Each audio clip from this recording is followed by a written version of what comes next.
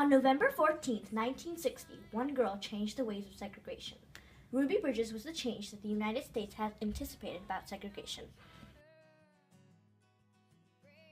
Ruby Nell Bridges was the first black child to ever attend a white school, William Frantz Elementary. Although she was only 6, huge mobs would gather around the school to protest against her. They did not want their kids going to school with Ruby. Ruby had to be escorted by federal marshals into the building and wherever she went. Walk a mile in Ruby's shoes.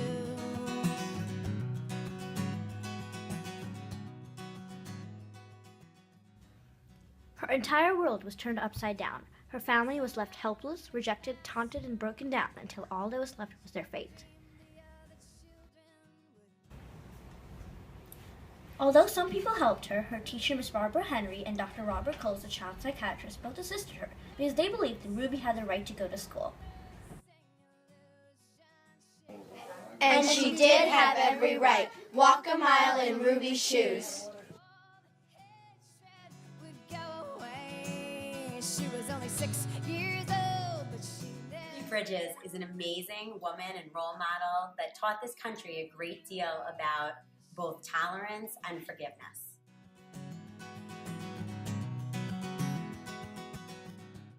Ruby was born into a poor family. She was born in Tylertown, Mississippi, in Kendall Hospital on September 8, 1954. They were sharecroppers. Her parents were Avon and Lucille Bridges. In 1960, when she was 6, her family moved to New Orleans. Around that time, they got a request from the NAACP. She had taken a test with the rest of the kindergartners in her school to be integrated into a white school. My Ruby? Yeah. She was only 6 years old, but she never walk a mile in Ruby. Ruby's father, Avon, was reluctant, but her mother convinced him to let her go. She said that Ruby needs to take the step forward for all African American children. In the spring of 1960, she found out that she had passed the test to go to the all-white school. The test was rumored to be made impossible to pass on purpose.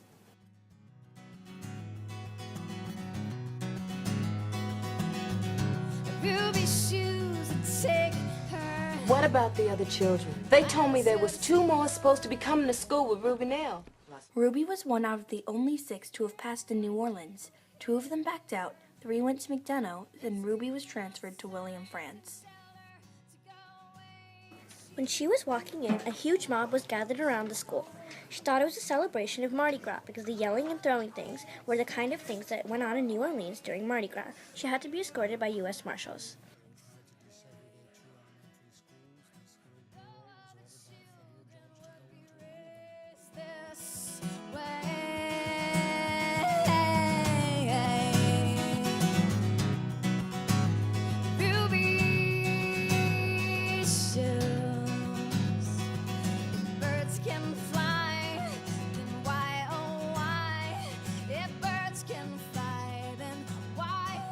Although she was subject to many insults and threats, she never was angry at the people. Instead, she prayed for them. In 1964, Norman Rockwell created the painting, The Problem We All Live With, depicting Ruby's monumental walk to the school. Noticed that as Ruby was walking past this mob of heckling men and women, she stopped. She said, I was praying for the people in the street. I said, why were you doing that, Ruby?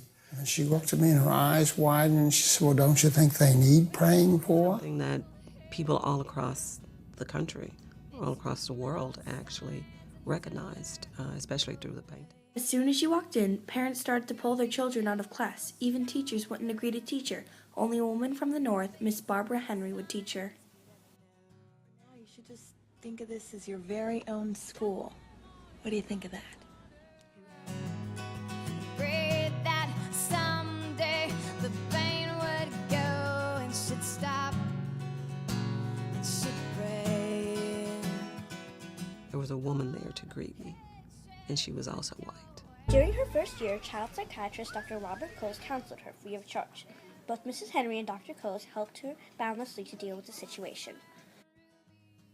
I waited and waited, and there weren't any symptoms, and she kept going and learning, and being the Ruby that she was, a normal 6-year-old black child, very poor background. Parents didn't even know how to read and write. Ruby Bridges was the trailblazer in the desegregation of public schools in the South. She was an icon of the struggle for equal rights for all African American people. The world of education wouldn't be the same without her. This event greatly affected her family. Her father was fired from his job, they were not welcomed into their local grocery store, and Ruby started hanging her dolls and drawing pictures of black people with pink crayons and missing parts. Boss told me today I can't have no Negro working for me what's got a child in a white school. It's my friend Allison and her daddy. She's like me. Well, I couldn't tell because you draw her and her father with pink crayons instead of brown.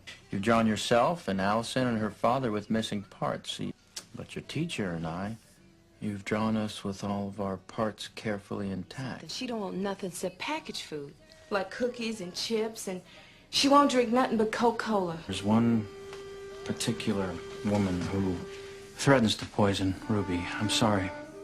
Ruby went through this torture for most of the first year until 2 boys came back to school. Slowly, people both black and white started showing some kindness. Local people helped her father get a new job, helped her mother with the household, and supported Ruby as she faced the mob. She grew up leading a normal life, going to school and doing the same things that normal kids would do. She always faced discriminations as she went through her life. Today, she still lives in New Orleans with her husband, Malcolm Hall, and her 4 sons. She goes to schools and speaks about her journey through her foundation. She is a true hero, and she inspires us all. Ruby shoes that take her miles to school every day, where the white people hated her. They'd screaming out signs and tell her to go away, and she'd stop and she'd pray that all the hatred would go away. She'd stop and she'd pray that all the children would be raised this way.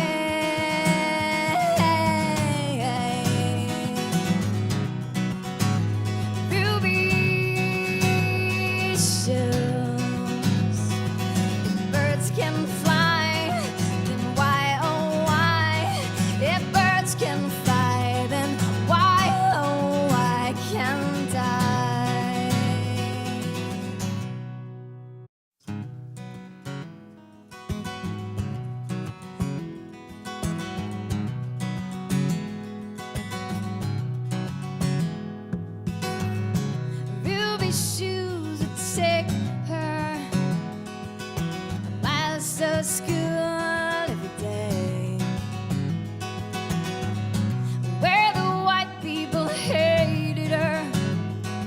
They'd scream in old signs and tell her to go away. But Ruby's will was stronger than the bigots with the sign.